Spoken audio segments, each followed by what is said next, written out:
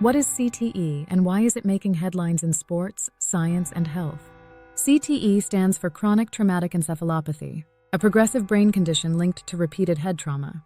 Once rare and misunderstood, it's now recognized as a serious concern, especially in athletes, veterans, and others exposed to repetitive brain injuries.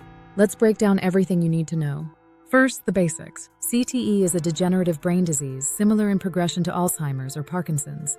But unlike those conditions, CTE is caused by repeated blows to the head, not necessarily full concussions, but even subconcussive impacts over time. That means you don't have to be knocked out to cause damage.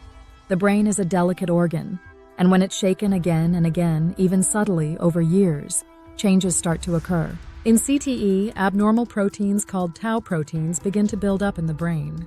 These tau proteins clump together, disrupting communication between neurons and eventually killing brain cells. The scary part? CTE can't be diagnosed in living patients yet. It's only confirmed during an autopsy by looking for specific patterns of tau deposits in the brain tissue. This has made research extremely difficult and slow, but also urgent. Let's talk about symptoms.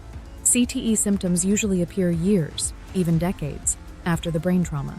There are 4 general types. Cognitive issues like memory loss, confusion, and poor concentration. Emotional problems such as depression, impulsivity, aggression, and mood swings. Behavioral changes including paranoia, substance abuse, and even suicidal thoughts.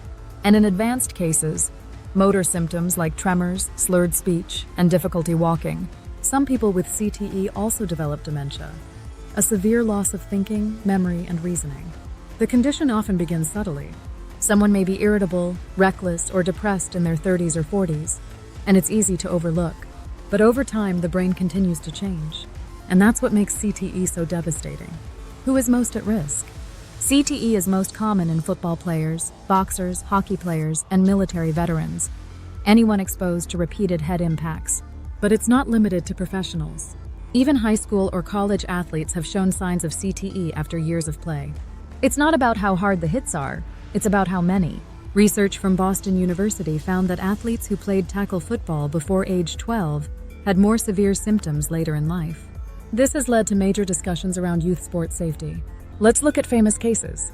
NFL players like Junior Seau, Aaron Hernandez, and Mike Webster were all found to have CTE after their deaths. Each showed signs of erratic behavior, emotional struggle, and decline before passing away. Their stories helped put CTE on the map and forced leagues to take head trauma more seriously. So what can be done?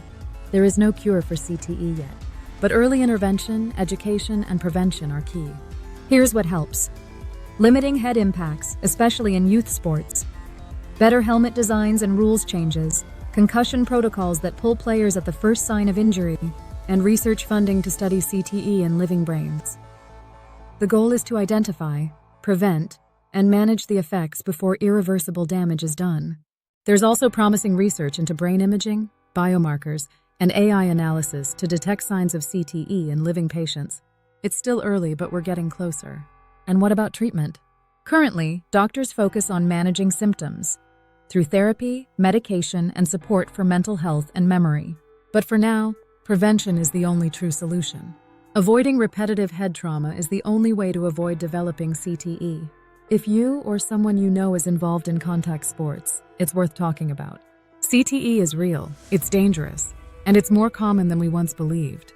But with awareness, action, and science, we can protect future generations from this hidden danger. Subscribe to Favio Fun Facts for more.